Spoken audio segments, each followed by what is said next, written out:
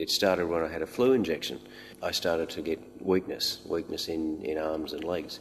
I said to my wife, this is kind of strange because, I was about 90 kilo back then and very fit. For about 6 months, I went to the GPs and the GPs had no idea.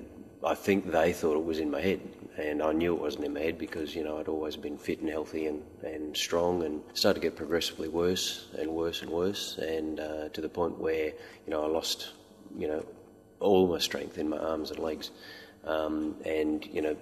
pins and needles sensation and so forth. It was a really big struggle. I couldn't pick up my boy like I'm doing now, and my wife had to help me with, the basic things, shaving, showering, all that sort of stuff. So eventually I went to a neurologist, one of the best in Brisbane. The term for your sickness is what? Chronic inflammatory demyelinating polyneuropathy. That sounds scary. and it's incurable. Yeah, there's no cure. Essentially, it's a motor neuron disease. People can die from it because what happens in the worst case, all of your nerves basically get eaten away, and it stops the nerves, the signals to your heart and lungs, and you basically suffocate. Then I saw John. I think I saw one of his shows on A Current Affair. So basically I said, well, what have I got to lose? Let's go and see John. Anyway, so Glenn first came struggling on a walking stick, and he's too young to have a walking stick. I was hopeful for an instant miracle, straight there and then. In my case, it wasn't to be. First time you came, you weren't healed, were you? No, it was 4 or 5 times. I just kept saying what? Just kept saying, keep believing, and we'll pray for a breakthrough. And it eventually came. It took a long time, but it came. Amazing. He came out about maybe 5, 6 meetings, and nothing happened. But he kept coming back. So John just kept saying, look, don't give up on the brink of a miracle. Hold on to a scripture. Grab a Bible. My breakthrough came. My act of faith, as it turns out, was when I said I went to Sydney to see you in Oxford Falls, and I just said to my wife, at the end of this 2-week break, I'll be, off the medication no matter what happens, good or bad. That was my act of faith, and it came good. Wow. And I started to notice my strength coming back in my arms and legs, which was fantastic, Couldn't pass an electric current from your elbow to your hand, and they do the same with your legs. A normal reading is, I think, between 40 and 50, if I recall.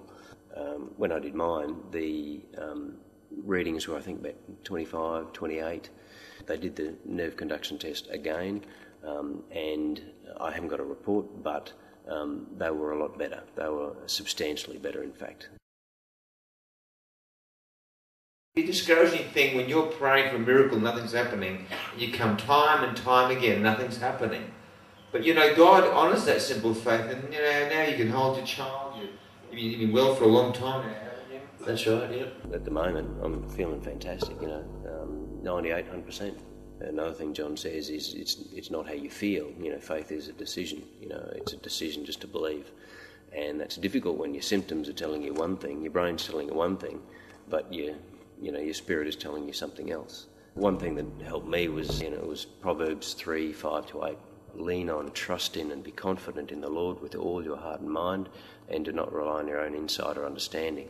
In all your ways, know, recognise, and acknowledge him, and he will direct and make straight and plain your paths. Be not wise in your own eyes, reverently fear and worship the Lord, and turn entirely away from evil.